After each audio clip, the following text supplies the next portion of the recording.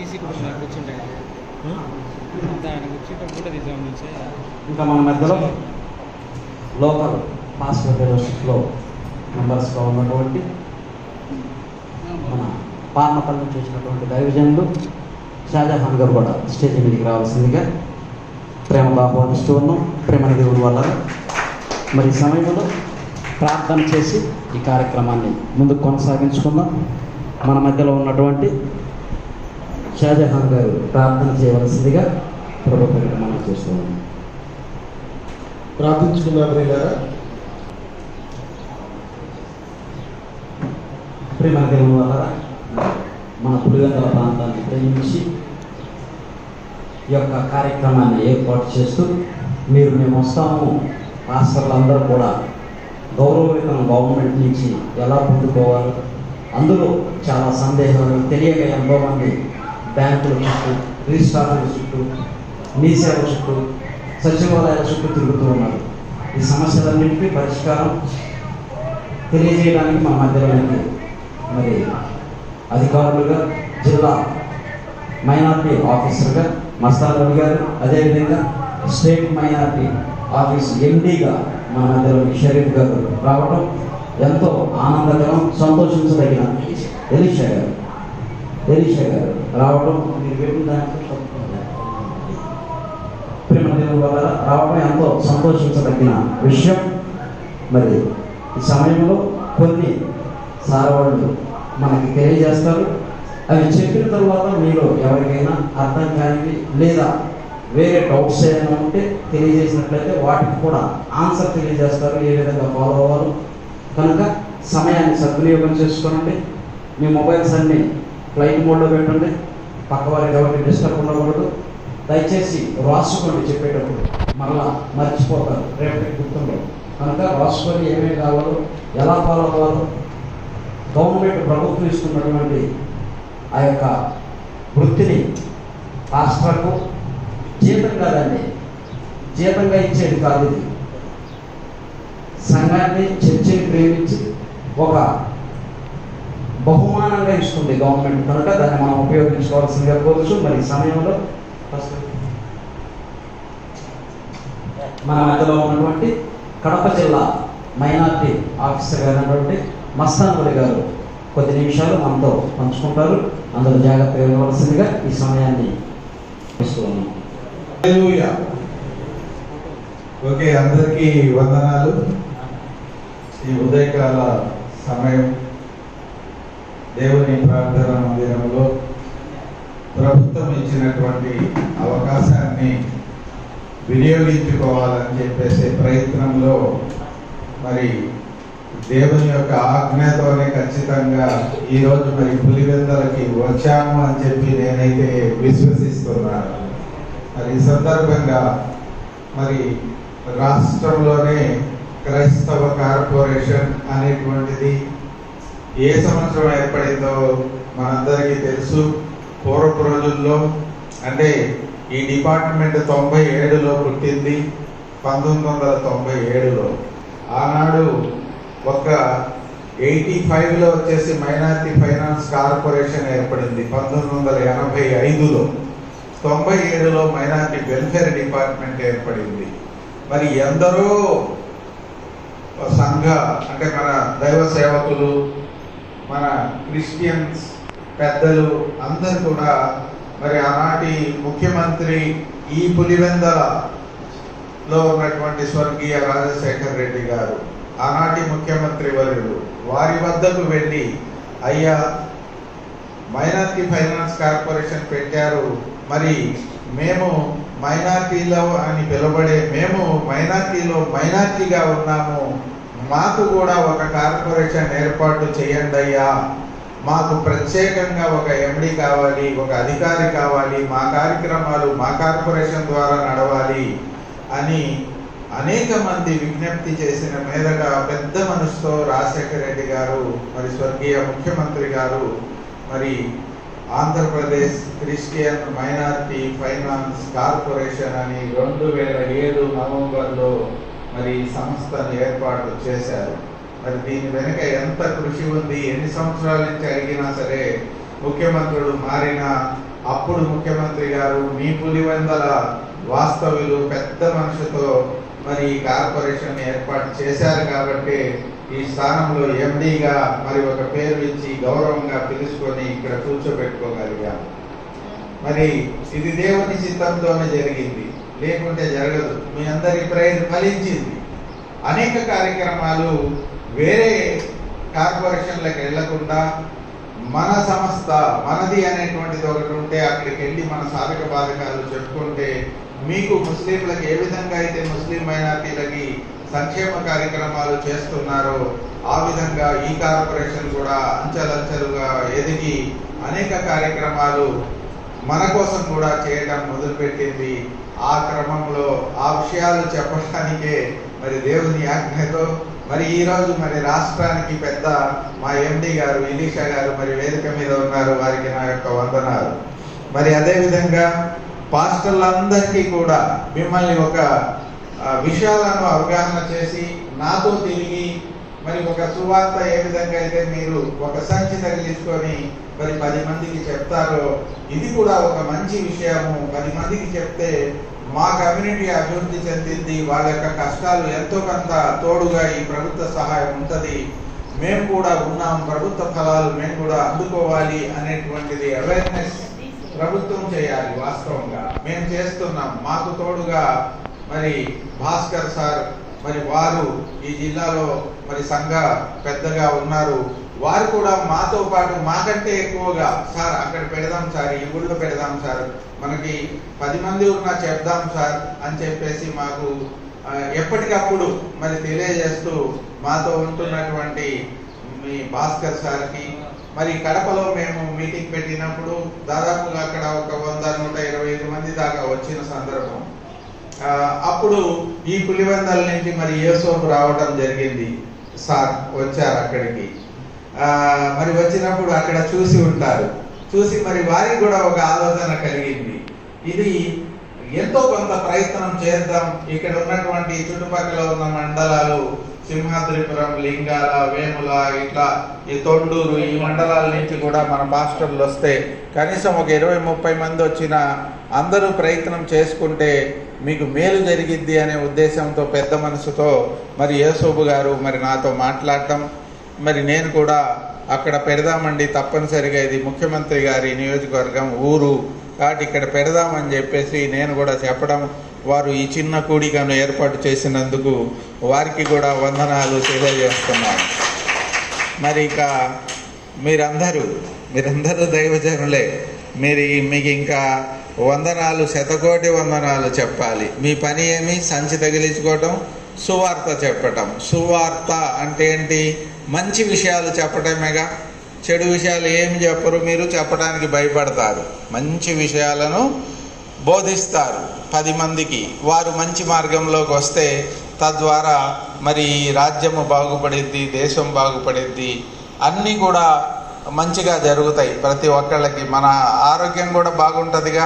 మన ఆలోచనలు బాగుంటే మనం ఎట్లా పడితే అట్లా ఉన్నామనుకోండి, మన ఆరోగ్యం కూడా బాగుండదు. చెడు ఆలోచనలు వస్తుంటాయి, ఎప్పుడు ఏదో ఒకటి చేయాలి, చెడు తలంపులు వస్తుంటాయి. ఒక మంచి మెసేజ్ మీ ద్వారా వెళితే ఎలా నడవడిక ఎలా ఉండాలి, తల్లిదండ్రులందు ఎలా ఉండాలి, ఇవన్నీ కూడా పెద్దలందు ఏ విధంగా మనం ఉండాలి, మన పనిలో ఎంత నిజాయితీ ఉండాలి, పనులు ఏ విధంగా చేసుకోవాలి, ఇవన్నీ కూడా మనకు గ్రంథంలో ఉన్నాయి. మన గ్రంథం ఒక డాక్టర్, ఒక సైన్స్, ఒక అద్భుతం. ఇంకా అది చదువుకుంటే చాలు. హల్లెలూయా. మీరు ఎవరి దగ్గరికి వెళ్ళి ఏది కనుక్కోవాల్సిన పని లేదు. మీరు ఎలా మెసులుకోవాలో చెప్పబడినటువంటి గ్రంథం అయ్యా మనది కాదా? చెప్పండి.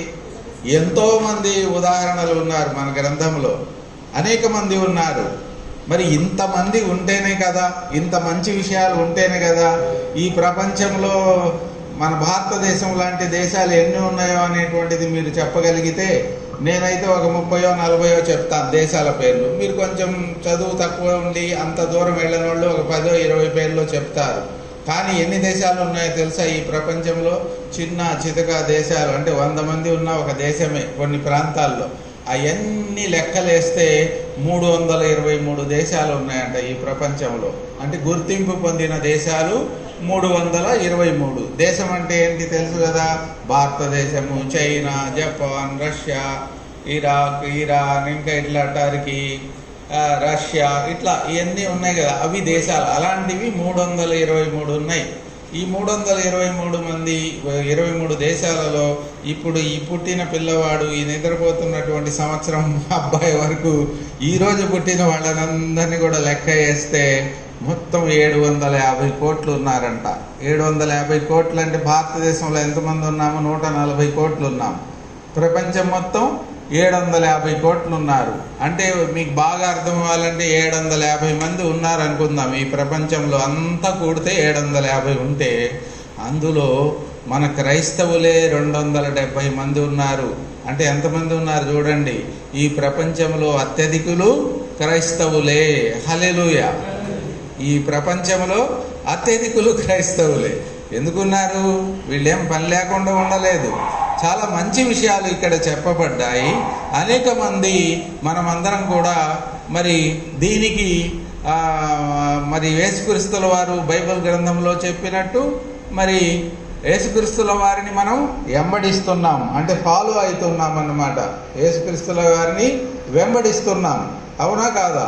మరి వెంబడించాం కాబట్టే మరి యేసోబు గారు ఎక్కడో మార్టూరులో అతను, ప్రకాశం జిల్లాలో అతను మరి పులివెందుల దాకా వచ్చాడు. ఎందుకు? సువార్త చాటుకుంటూ వచ్చాడు. మరి యేసుక్రీస్తుల వారు ఒక జెరూసలేంలోనే ఉన్నారా? బెతలెహేం వెళ్ళలేదా? నజరాతు వెళ్ళలేదా? గలీలియో ప్రాంతము వెళ్ళలేదా?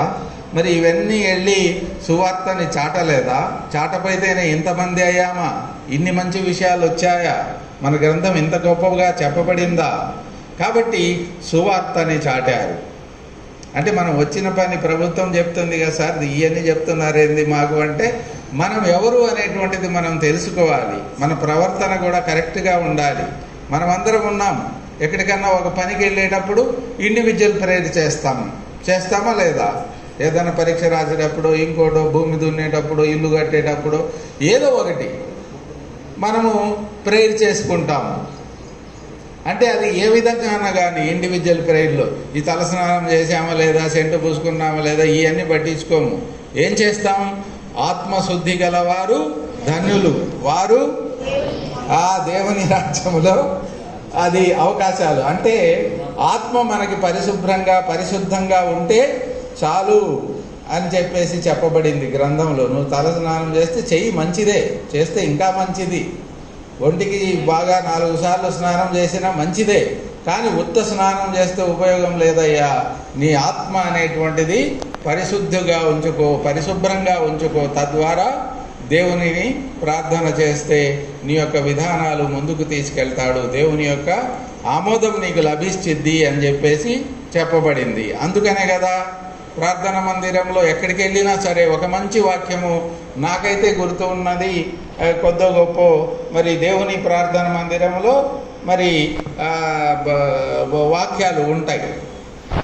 మంచి వాక్యం ఉంటుంది. ఏమని? మరి ఆత్మతోనూ సత్యముతోనూ దేవుని ఆరాధించవలెను, ఆత్మతోనూ సత్యముతోనూ దేవుని ఆరాధించవలెను అని చెప్పేసి ఉంటుంది. ఆత్మ ఉండాలి, సత్యం ఉండాలి. ఆత్మ ఎలా ఉండాలి? సత్యముతో కూడా మరి దేవుని ఆరాధించాలి అని చెప్పేసి రాయబడి ఉంది. మరి ఇవన్నీ కూడా గ్రంథంలో చెప్పబడి ఉన్నాయి.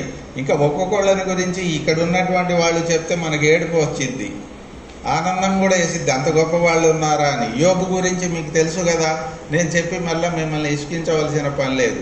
ఎన్ని కష్టాలు వచ్చినా యెహోవానే నా దేవుడు అని చెప్పారు. దేవుడు ఇచ్చాను, దేవుడు తీసుకొనేను అని చెప్పాడు తప్పితే మరి మాట్లాడలేదు. ఎన్ని కష్టాలు వచ్చినా. మనం ఏదైనా బాగా కష్టం వచ్చింది అనుకో, జ్వరాలు వచ్చి అవి వచ్చి ఉన్నప్పుడు ఏం చేస్తాము? ఆ దేవుణ్ణి కూడా కోప్పడతాం. ఏమిటి ఎక్కడ దేవుడు రా, నేను రోజు ప్రార్థన చేస్తుంటే నాకు జ్వరం తెప్పించాడు, నాకు కరోనా తెప్పించాడని బాధపడతాం. కానీ బాధపడకూడదు. అన్నీ రావాల్సిందే. ఈ గాలి వస్తున్నప్పుడు గాలిలో ఏమొస్తాయి? ఆక్సిజన్ ఉంటుంది, ఇంకా రకరకాలన్నీ వస్తాయి. అన్నీ రావాల్సిందే. మనం ఏది కావాలో అది తీసుకుంటుంది. మళ్ళీ మంచిగా తయారు చేసే యంత్రాన్ని దేవుడు మనకి ఇచ్చాడు. ఆ యంత్రాన్ని జాగ్రత్తగా పెట్టుకో అని కూడా చెప్పాడు. ఒక కారు తయారు చేస్తాడు కంపెనీ వాడు, జాగ్రత్తలు చెప్తాడా లేదా? దీని గాలి ఇంత ఉండాలయ్యా, పెట్రోల్ ఇంత ఉండాలి, ఇంజిన్ ఆయిల్ మార్చాలి, నువ్వు స్పీడ్ 100 నడపాలి అని చెప్తాడు. నువ్వు ఎవడయ్యా నాకు చెప్తావు? డబ్బులు నాయి, కారు నేను కొనుక్కున్నాను, నేను నడుపుతాను 200 కిలోమీటర్ల వేగంతో, మనుషుని అడ్డం ఉన్నా సరే నేను తొక్కుతాను ఎక్సిలేటర్ అంటే గుద్ది ఊరుకుంటావు, కారు పోద్ది. దేవుడు ఏం చేస్తాడు? దానికి కంపెనీ వాడు ఏం చేస్తాడు? అదేవిధంగా దేవుడు కూడా మనకి మరి ఇప్పుడున్న జనరేషన్కి 100 సంవత్సరాలు ఆ విషయాన్ని పెట్టాడు. కానీ కండిషన్స్ అప్లై అన్నాడా లేదా? ఒక వస్తువు కొన్నప్పుడు ఏం చేస్తాడు? అన్నీ చెప్తాడు. చెప్పులు 6 నెలలు గ్యారంటీ నీకు అంటాడు. కానీ కొద్దిగా తోలు చెప్పులు అనుకోండి, నేను నోళ్లలో బురదలో నానబెడతాను 10 రోజులు, అవి గట్టిగా ఉండాలంటే ఉంటాయా? నువ్వు జాగ్రత్తగా ఉండాలయా, 6 నెలలు గ్యారంటీ అంటాడు. దేవుడు కూడా 100 సంవత్సరాలు. మరి యోబు, అబ్రహాము, మూసా అప్పుడు 500-600 సంవత్సరాలు, 1000 సంవత్సరాలు ఇచ్చాడు వాళ్ళకి. మనకి వీళ్ళు చెడ్డోళ్ళు అంత లాభం లేదు, వాళ్ళంత టైం వీళ్ళకి వద్దని 100 సంవత్సరాలే పెట్టాడు. ఆ 100లో కూడా మనం చెడు పనులు చేసి డిస్కౌంట్ తీసుకుంటున్నాం. 60 జాలే, 70 జాలే, 55 జాలే అని. కానీ ఆ దేవుడు చెప్పినట్టు కనుక ఏంటే మీరు కూడా 100 సంవత్సరాలు మనం కూడా ఉంటాం గ్యారంటీగా. అంటే కొంత మంచి విధానంలో మనం వెళ్ళాలి. అవునా కాదా? యేసుక్రీస్తుల వారు సరే డైరెక్ట్గా మనం చూడపోయినా చాలామంది చిత్రాలు అవన్నీ వేశారు కదా. ఎలా ఉన్నారు? బాగా బొర్ర వేసుకొని, బొజ్జ వేసుకొని బాగా లావుగా ఉన్నారా? పేగులు కూడా కనిపిస్తుంటాయి బొమ్మలు. అది చూస్తుంటే, రూపం చూస్తుంటే, సిలువ వేసింది కానీ ఇంకోటి కానీ. అంటే దాని అర్థమైంది, రోజు కిలో మాంసం తిన్నారా? తినుండరు, కిలోలు. మనము అలా చేస్తున్నాం. అలా చేయకూడదు, మితాహారమే తినాలి. ఇంకా గ్యాప్ పెట్టుకోవాలి పొట్టలో. ఇప్పుడు యేసోపు గారు పిలిచారు, బాగా గుమ్మగుమ్మలాడుతున్న, ఏదో ఇల్లంతా వాసన వస్తుంది, నాన్ వెజ్ పెడదానిలో కూర్చొని ప్లేట్లు తింటూ కూర్చుంటే ఎట్లా ఇబ్బంది అవుతాం. అంటే ఒక రకంగా ఒక్కోసారి బై బర్త్ కొంత తినపైన కొద్దిగా బొద్దుకుంటాం. ఇప్పుడు మా ఎండి గారు ఉన్నారు, వాళ్ళందరూ అంతే సైజు ఉన్నారు. నేను ఇప్పుడే ఇంట్లో కూడా చూశాను. అది వేరు, ఎక్కడో 1000కి 1 అలా ఉంటారు. తింటే పాపం వీళ్ళు మనకంటే తక్కువ తింటారు, కానీ కొద్దిగా అలా ఉంటారు. అది వదిలేయాలి. అలాంటిది కాదు నేను చెప్పేది. అంటే మనము కొంత క్రమశిక్షణతో ఉండాలి అనే విధానంలో ఈ చెప్పుకునే అంశాలు. దేవుడు మనల్ని, దేవునికి మీ యొక్క హృదయాన్ని అర్పిస్తే దేవుడు ఎంత మనల్ని జాగ్రత్తగా చూస్తాడు అనేటువంటిది మనం మన చిన్న పిల్లల్ని, మన పిల్లల మీద ఎలా ప్రేమ చూపిస్తాం. ఎక్కడికన్నా మరి వెళ్తుంటాం, వెళ్ళినప్పుడు ఏం చేస్తాము? ఎవరు లేరు పట్టుకునే వాళ్ళు, వాళ్ళకి ఏదో కావాల్సిన వస్తువులు అవి పెట్టి ఇంట్లో జాగ్రత్తగా ఆడుకోమ్మా అని చెప్పి, బయట నుంచి కూడా అవసరమైతే ఏదైనా లాక్ వేసి బయటికి పోతాడేమోనని వేసి వెళ్తాం మన పనులకి. అవునా కాదా? అంటే పూర్వపు రోజుల్లో. ఇప్పుడు అయితే ఎవరో ఒకళ్ళు అటెండర్ వాళ్ళకి వీళ్ళకి పిలిచి నువ్వు సాగుతుంటూ నేను వస్తాను ఆఫీస్కి వెళ్ళి అంటాం. పూర్వం అట్లా లేదు కదా. ఒంటరిగానే ఉండేవాళ్ళు చిన్నపిల్లలు. జాగ్రత్త కోసం బయట నుంచి వేసి వెళ్ళిపోయేవాళ్ళు. అంటే ఆ పిల్లల ఎడల మీరు ఎంత జాగ్రత్తగా ఉన్నారు? తలుపు తీసేసి ఊరకు అట్ట వదిలిపెట్టి వెళ్ళలేదు. ఎవరేమైనా వస్తారేమోనని భయపడుతూ మీ పిల్లల ఎదుట మీరంత అత్యంత ప్రేమను చూపి బయట నుంచి గడిపెట్టి వెళ్ళారు. మరి అదేవిధంగా ఈ ప్రపంచాన్ని మరి సృష్టించినటువంటి దేవుడు కొంత టైం తర్వాత ఇంకా వద్దులేదు, ఇదంతా కరెక్ట్ లేదని చెప్పినప్పుడు అందులో మంచి వాళ్ళు కూడా ఉంటారుగా. మరి నోహాని గురించి చాలా జాగ్రత్త తీసుకున్నాడు. వాళ్ళ కుటుంబాన్ని అంతా ఒక పడవలో సేఫ్ సైడ్ ఉండమని బయట నుంచి గడిపెట్టిన దేవుడు. హల్లెలూయా. లోపలికి వెళ్ళి మీరే గడిపెట్టుకోని లేదు, బయట నుంచి పెట్టాడు. అంటే మొత్తం సెటరేట్ అయి ప్రశాంతత ఏర్పడిన తర్వాత నేనే తీస్తా, అప్పుడు నువ్వు బయటికి రా, నీకు బ్రహ్మాండంగా ఉంటుంది అన్నట్టుగా. అంటే మనము మన యొక్క ఆత్మని దేవునికి అప్పగిస్తే ఖచ్చితంగా మనల్ని కొన్ని లక్షల రెట్లు చాలా బాగా చూస్తాడు దేవుడు, మన చేతిని వదిలిపెట్టడు అనేటువంటి విధానము ఇక్కడ బైబిల్ గ్రంథంలో చెప్పబడి ఉంది. అది అట్లా ఉంటే మరి ఈ పాస్టర్ల యొక్క గౌరవవేతనం గురించి చెప్పుకున్నట్టయితే, మరి మన యువ ముఖ్యమంత్రి వర్యులు పాదయాత్ర చేసినప్పుడు, ప్రజెంట్ ముఖ్యమంత్రి గారు అప్పుడు పాదయాత్రలో మరి వెళ్ళినప్పుడు ఈ యేసుబు లాంటి వాళ్ళు మరి మన వీరందరూ కూడా మరి అలా అనేక మంది వెళ్ళి, అయ్యా ముస్లింలు ఏదో మౌజను అల్లా అని చెప్పే వాళ్ళకి ఇంత ఇస్తున్నారు, నవాజ్ చదివిస్తే ఇంత ఇస్తున్నారు, మరి మా సంగతి ఏందయ్యా అని చెప్పేసి అనేక మంది పెద్దలు వెళ్ళి మరి ముఖ్యమంత్రిని అడిగినప్పుడు తప్పనిసరిగా మీకు ఇస్తాను. వాళ్ళకి ఇస్తున్నాను కదా 5,000 3,000 ఇప్పుడు ఇస్తున్నారు, వాళ్ళకి 10,000 5,000 ఇస్తాను, మీకు 5,000 ఇస్తానని చెప్పేసి హామీ మనకు ఇచ్చి అతని యొక్క మేనిఫెస్టోలో ఆ బుక్లో నవరత్నాల్లో ఆ యాక్టివిటీల్లో కూడా పెట్టి మనకి మేలు చేసేదానికి ముఖ్యమంత్రి వర్యులు మరి ప్రయత్నాలు ప్రారంభించారు.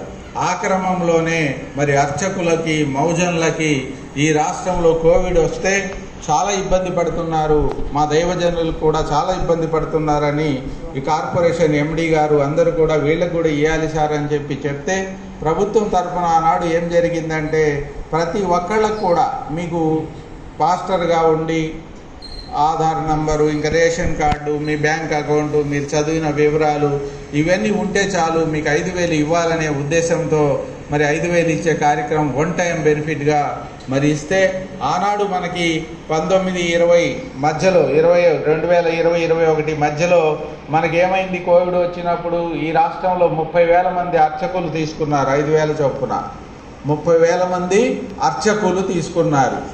మరి మౌజన్ పేషిమాములు అయితే ఒక 7-8 మంది తీసుకున్నారు.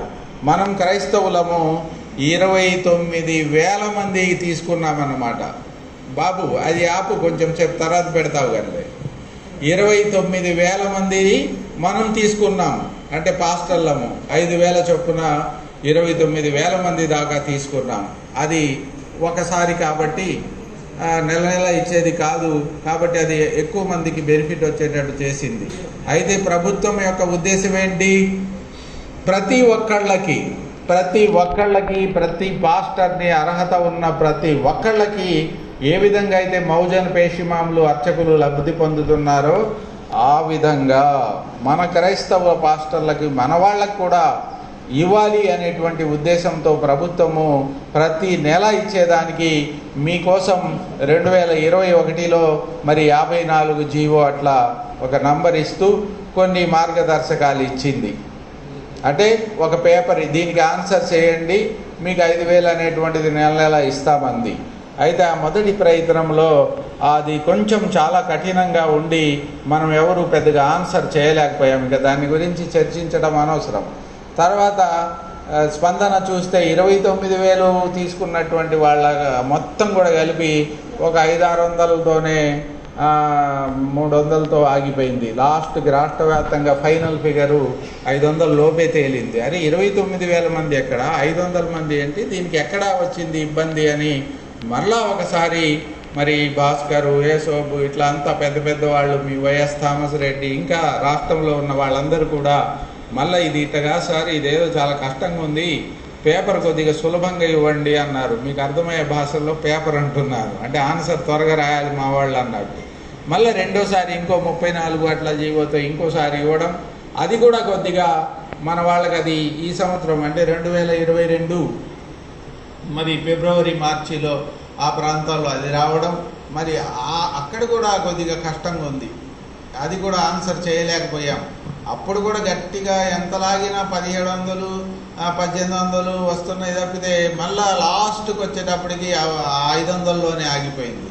కానీ మరి ముఖ్యమంత్రి వర్యులు ఏం చేశారు, 29,000 మంది మన పాస్టర్లు తీసుకుంటే ఇది ఏంది 500 మంది రావడం మళ్ళా, కాబట్టి మీరు సరిగా దీని గురించి మళ్ళా సెటరైట్గా సులభంగా ఉండేటట్టుగా కొన్ని విషయాలు ఏం కష్టం ఉన్నాయో అవి పక్కన పెట్టేసి ప్రతి ఒక్కళ్ళకు కూడా నేను ఇవ్వాల్సిందే, నేను హామీ ఇచ్చానని చెప్పడం, మళ్ళా ఎండి గారు అంత పెద్దలు కలిసి దాన్ని ఇంకా సులభంగా చేసి మన మేలో చాలా సులభంగా పేపర్ అట్లా రాస్తే చాలు అందరు పాస్ అయ్యేటట్టుగా మంచిగా సులభంగా తయారు చేసి మీరు పాత విషయాలన్నీ మర్చిపోండి, అప్పుడు ఏదేదో ఉన్నాయి మళ్ళా ఇది చెప్పి కన్ఫ్యూజ్ వద్దు అని 4 విషయాలు చెప్పారు.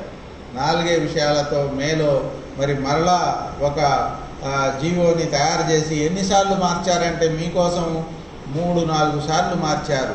అప్పుడు నాకు ఒక విషయం గుర్తొచ్చింది, ఇప్పుడు ఇలాంటి వాళ్ళు ఇంకా పెద్దవాళ్ళు అందరూ కలిస్తే కదా మరి ఇక్కడ చేయబడింది. మరి బైబిల్ గ్రంథంలో ఏం చెప్పారు, ఏ వ్యక్తి అయినా ప్రముఖుడుగా ఉండగోరిన ఎడల తన ప్రజలకు దాసుడై పనిచేయవలెను. మరి ఇది అట్లాంటిదా కాదా? 3 సార్లు మార్చారంటే మరి మీకు దాసుడుగా అంటే మీకు ఏ విధంగానైనా సరే మీకు లబ్ధి చేయాలి అని చెప్పేసి 3 సార్లు మార్చినటువంటి ప్రభుత్వ అధికారులు వాళ్ళందరికీ కూడా మరి మనం ఎంతో రుణపడి ఉన్నాం. మనమంతా మన కమ్యూనిటీ. ఎందుకంటే ఇన్నిసార్లు మార్చపోతే మరి ఇంత సులభంగా మరి మనం చేసే అవకాశం వచ్చి ఉండదు. అయితే ఇందులో కూడా కొంతమంది కొంత కష్టం ఉంది సార్ అని చెప్పడం మొదలుపెట్టారు. అయితే 4 విషయాలు ఇక్కడ ఉన్నాయి సులభంగా అర్థమయ్యేటట్టు. ఒకటి ఏంటి, సొసైటీ కానీ ట్రస్ట్ పేరుతో కానీ రిజిస్ట్రేషన్ ఉండాలి అన్నారు. అనగానే మనవాళ్ళు కొద్దిగా భయపడ్డారు. ఇదేంది సార్, మేమేదో ఇక్కడ నడుపుకుంటున్నాం, ఇల్లు కట్టుకొని చర్చి ఉంది, బోర్డు ఉంది, పాస్టర్ ఉన్నారు, మనకి జనం వస్తున్నారు, బోధ బాగానే చెప్తున్నాము, ఇదేంది ఇది సొసైటీ యాక్ట్ అని మళ్ళీ రిజిస్టర్ ఆఫీస్కి పోవాలేమో, ఇదంతా చేయాలి, దీనికి ఒక 10,000 5,000 ఖర్చు అవుతాయి, ఈ కదా ఎలా సార్, ఇది ఇబ్బంది కదా అని చెప్పేసి ఉన్నారు. కానీ ప్రభుత్వము ఇన్ని చేసిన ప్రభుత్వము ఖచ్చితంగా ఇది కూడా కావాలి అని ఎందుకు చెప్పింది అంటే అది మన భద్రత కోసం, మన యొక్క ఐడెంటిటీ కోసం, మనల్ని ఎవరు ఏలు ఎత్తి ఇలా చూపకూడదు అనే ఉద్దేశంతో అది పెట్టారు.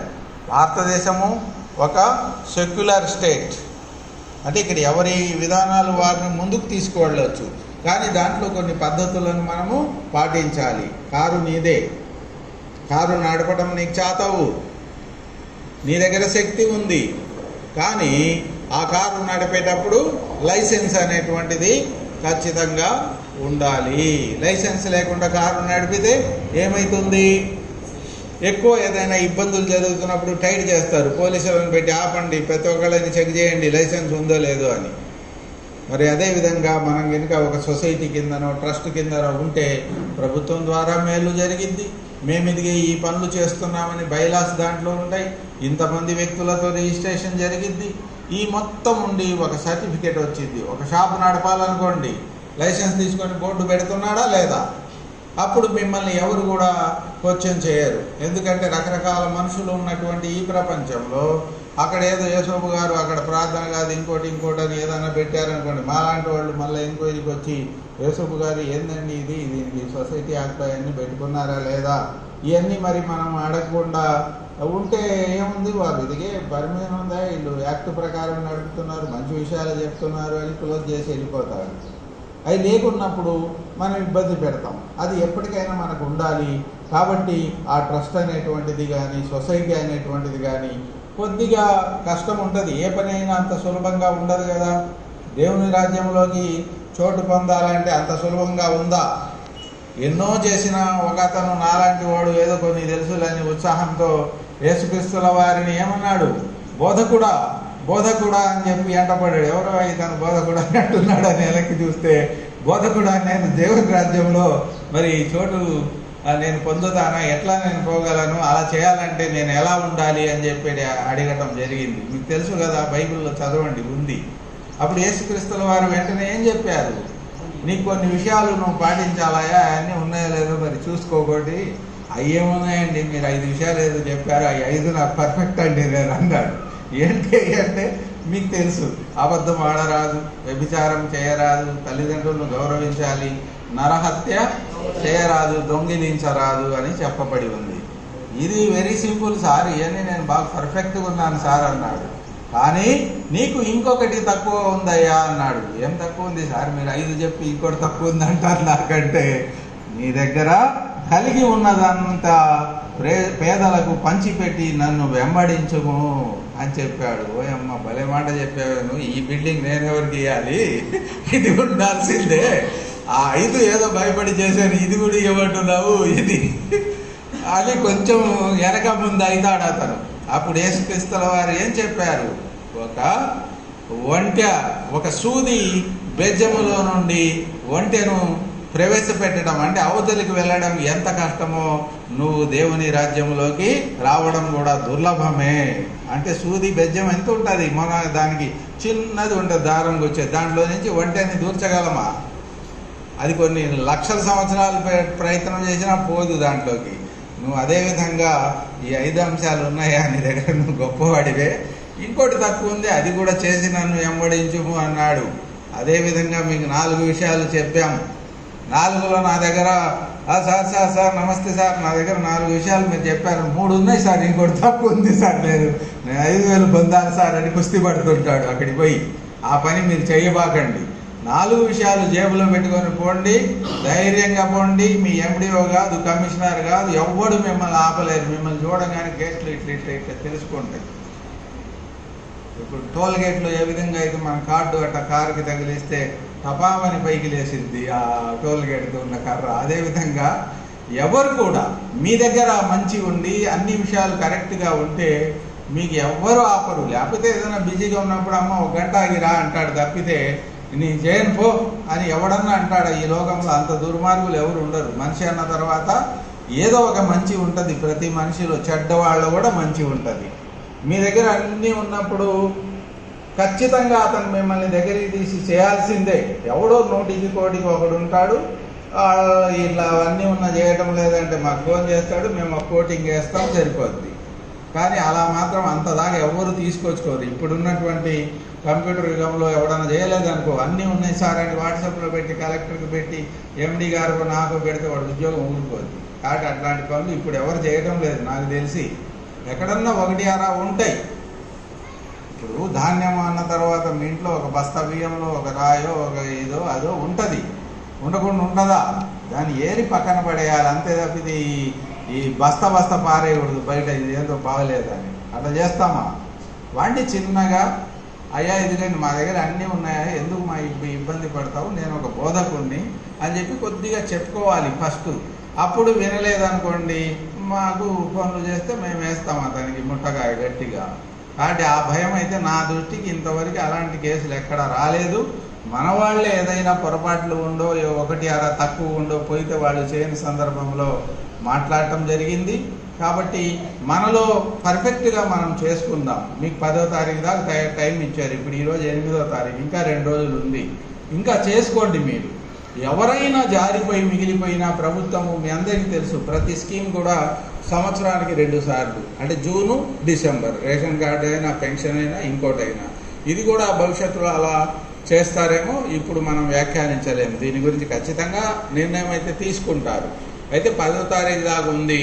మీరందరూ ఇప్పుడు పొందేదానికి ప్రయత్నం చేయాలంటే సొసైటీది ట్రస్టుది చేసుకోండి. నెంబర్ 2 వచ్చేటప్పటికి మరి అకౌంట్ కూడా, బ్యాంక్ అకౌంట్ కూడా ఏర్పాటు చేసుకోవాల్సిందే ఖచ్చితంగా. ఈ విషయంలో చాలామంది నన్ను అడిగారు, పెద్దవాళ్ళని అడిగారు, ప్రభుత్వాన్ని కూడా ప్రశ్నించారు. సార్ ఆ సొసైటీ వాళ్ళకి ఎందుకు సార్ అకౌంటు, పాస్టర్ నేనుగా నా పేరు ఇవ్వండి సార్ అని. ఇప్పుడు ఒకవేళ ఈ యేసోబు గారిదే ఈ సొసైటీ అనుకోండి, నేనేదో 4 ముక్కలు నేర్చుకొని ఇట్లానే యేసోబు గారు కొద్దిగా నాకు ఇక్కడ సేవ చేసుకుంటాను సార్, దానికి ఎంతో కొంత ఆ కానుకలు ఇంకోటో ఏదో నా పేరుతో అకౌంట్ పెట్టుకుంటామని వస్తారు. సరేలే పెట్టుకోండి మస్తానులు గారు అన్నారు. నా పేరుతో అకౌంట్ పెట్టుకున్నాను. నా పేరుతో పెట్టుకుంటే అది నాదేగా. 1 నెలలో 2 నెలలు చేసి నాకు మార్టూర్లో కొద్దిగా అవకాశాలు ఎక్కువ ఉన్నాయి సార్, నేను జంపు అంటాను. అక్కడికి వెళ్ళాను అనుకోండి, ఈ డబ్బులు నాతో అటు వెళ్ళిపోతాయిలే కానీ ఈ ట్రస్ట్లో ఉంటాయా, సొసైటీలో ఉండవుగా.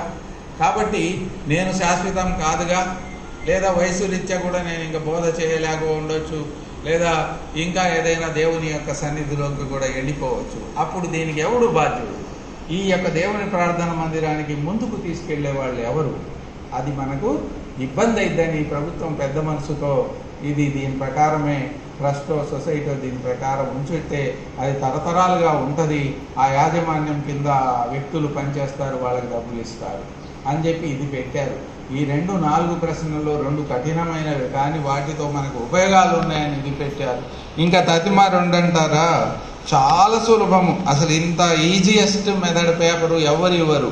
ఒక ఫార్మేట్ ఇచ్చేసి ఇదిగో చూడండి, దీంట్లో అంతకుముందు వరకు మీకు ఎలాంటి ఆదాయం లేదు అనే డిక్లరేషన్ ఇవ్వమంటే సార్ అది ఏ పేపర్లో రాయాలి సార్, A4 లేకపోతే లీగాలా లేకపోతే Mudra black and వైటా, A pen, రకరకాలుగా ప్రశ్నలు వేసేవాళ్ళు మమ్మల్ని. కానీ మా పని సులభం చేస్తూ ఒక ఫార్మేటే ఎండి గారు ప్రింట్ చేయించారు. వీరికి ధన్యవాదాలు చెప్పాలి సార్కి. మరి ఈ రకంగా ప్రింట్ చేస్తే మీరు ఇంకేముంది, ఇప్పుడు పిల్లలు 10th క్లాస్ పిల్లలు, ఆ రోజుల్లో మేము పరీక్ష రాయాలంటే మొత్తం పేజీలు రాయాలి. ఇప్పుడు అంతా ఓవర్గా డాష్లు ఫిలప్ చేయటం, లేదా టిక్కు కొట్టడం, ఇదా అదా అని. అవునా కాదా? ఇప్పుడు పిల్లలకి చాలా ఈజీ అయింది. మీకు కూడా ఒక ఫార్మేట్ పెట్టి ఖాళీలను పూరించుము, ఇది నాది ఫలానా, ఇది నాకేం ఆదాయం లేదని ముద్ర వేస్తే చాలు. తర్వాత ఇంకోటి మనకి మొదటిసారి రెండోసారి చర్చీల స్థలాల విషయాలు అది గొంతు పట్టుకుంది, అంటే బాగా కఠినంగా అనిపించింది. ఇంకా వాటిల్లో కూడా మనల్ని విముక్తుల్ని చేసి ఎంఆర్ఓ వద్దు, నువ్వు పక్కకు పో, నువ్వు అక్కర్లేదులే. తర్వాత ఇంకో అతను, నువ్వు కూడా వద్దాయా, నువ్వు లేకపోయినా పర్వాలేదు, ఇంకోడు అతను కూడా వద్దు అని చెప్పేసి చిట్ట చివరి వ్యక్తిని విలేజ్లో ఎవరైతే సెక్రటరీ, వార్డు సెక్రటరీ ఉంటారో అతను జస్ట్ ఈ ప్రార్థన మందిరం దగ్గరికి వచ్చి ఈ ఫారం ఫిలప్ చేసి ఒక ఫోటో తీసుకొని ఈ చర్చి ఇక్కడ నడుస్తున్నది ఉన్నది అని చెప్పి రాసి సంతకం చేసి అట్లా మిషన్లో పెట్టి అప్లోడ్ చేస్తే చాలు. మీకు ఎంఆర్ఓ పని లేదు, మీకు ఇంకా పొజిషన్ సర్టిఫికేట్ పని లేదు. మీకు ఈ స్థలం ఒకవేళ ఎవరైనా దానం చేస్తే ఏదో కట్టుకున్నారు పాపం, అంతకుముందు అయితే చాలా అడిగాం, రిజిస్ట్రేషన్ కావాలి, మీ బాండు తీసుకురండి, చర్చి పేరుతో ఉందా, సొసైటీ అని రకరకాలు వేసాం. అవన్నీ తీసి సులభతరం చేశాం. కాబట్టి ఈ పేపర్లన్నీ కూడా యేసోబు గారికి నేను ముందే పంపాను, మీ అందరికీ కూడా ఇవి ఇచ్చారు.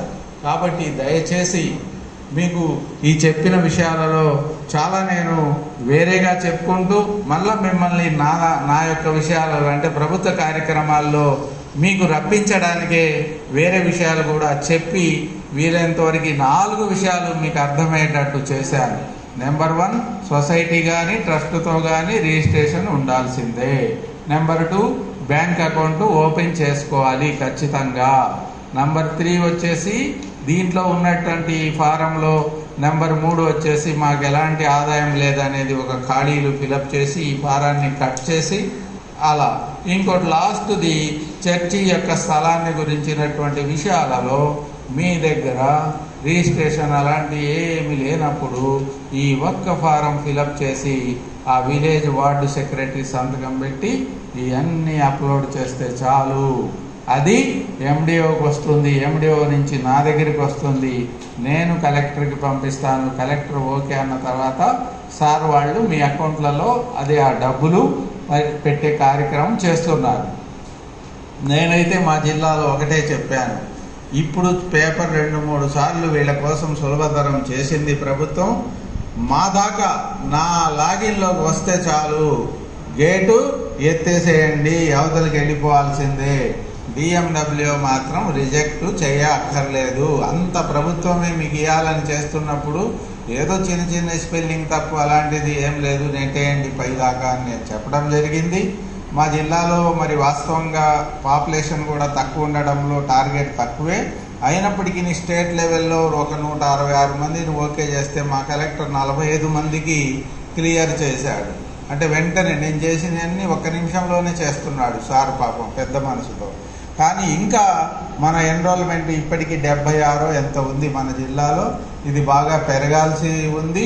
మీరు పెట్టుకోండి, అవకాశం మళ్ళా రాదు. 5,000 అంటే అదేమి తక్కువ డబ్బు కాదు. మీకు ఏదైనా నాలాంటి వాడు ఈ చర్చికి పాస్టర్ గారికి గిఫ్ట్కి ఇచ్చిన, దానం ఇచ్చిన, ఇంకోటి ఇచ్చిన నేను 10 మంది చెప్పుకుంటాను, నేను అక్కడ 10,000 ఇచ్చా, 5,000 ఇచ్చాను. కానీ ప్రభుత్వం ఇచ్చేది ఇది, తల్లిదండ్రులు ఇచ్చేది, ప్రభుత్వం ఇచ్చేది, దేవుడు ఇచ్చేది. మీరు కేరింతలు వేసుకుంటూ తీసుకోవచ్చు. మీ సొంత తమ్ముడు ఇచ్చినా అప్పు ఇస్తాడు, లేకపోతే మా తమ్ముడికి ఇచ్చాను రా 10 లక్షలు అని చెప్పుకుంటాడు. కానీ తల్లిదండ్రి అలా చెప్పుకోరు. ఎవరికి ఇచ్చారు? తన పిల్లలకి. ప్రభుత్వం ఎవరికి ఇచ్చింది? తన పిల్లలకి. దేవుడు ఎవరికి ఇచ్చారు? తన పిల్లలకి. కాబట్టి వీళ్ళ లబ్ధిని మాత్రం మీరు పొందాలని మీరందరూ కూడా ఈ విషయాలు అర్థం చేసుకొని, కొద్దిగా కష్టమైనా మీకు ఏదైనా సందేహాలు ఉన్నా నా నంబర్ కూడా యేసోబు గారి దగ్గర ఉంది. నేను ఒకసారి చెప్పిన తర్వాత దాదాపుగా 90% మాకు అర్థమైంది సార్ అని ఆ బాటలో పోతున్నారు తప్పితే అది ఇది అని చెప్పి ప్రశ్నలు దాదాపు ఎక్కడా వేయలేదు. కాబట్టి నాకు తెలిసినంతలో మీకు అర్థమయ్యేటట్టే నేను చెప్పేదానికి ప్రయత్నం చేస్తాను. అది 10 మంది ఉన్నా ఇంతే మాట్లాడతా, 1,00,000 మంది ఉన్నా ఇంతే మాట్లాడతా. ఇక లేరే ఎక్కువ మంది నేనేదో తక్కువ మాట్లాడాలి, అసలు మాట్లాడను అని అంటే ఎట్లా కుదురుద్ది? యేసుక్రీస్తుల వారే చేపల జాలర్ల దగ్గర కూడా పోయి మెసేజ్ ఇచ్చారు, చెప్పలేదా? 4-5 దగ్గర ఉన్నప్పుడు కూడా సువార్తని చాటారు. పోయి ఒక మంచి విషయం చెప్పడానికి ఇంతమంది ఉంటే 1,00,000 మంది ఉంటారు, వాళ్ళందరూ వినకుండా యేసబ్బు గారు పెట్టే స్వీట్స్ అవి తింటూ కూర్చున్నారు అనుకో, ఏందో చెప్తున్నారులే నాకెందుకు అని. ఉపయోగం ఏముంది? వచ్చిన 20 మందిలో ఒక 10 మంది శుభ్రంగా విని ఆ 10 మందికి చెప్తే చాలు అనేటువంటి ఉద్దేశం. కాబట్టి మరి అవకాశాన్ని కల్పించినటువంటి ఈ వేదికకు, ఈ ప్రార్థన మందిర మరి ఇక్కడ కన్వీనరు మన ఈ ఏర్పాటు చేస్తూ సువార్త చాటుతున్న యేసోబు గారికి, మరి అందరికీ, మీ అందరికీ ఇక్కడికి వచ్చిన ప్రతి ఒక్కళ్ళకు కూడా పేరు పేరున నా యొక్క ధన్యవాదాలు, వందనాలు. Thank you.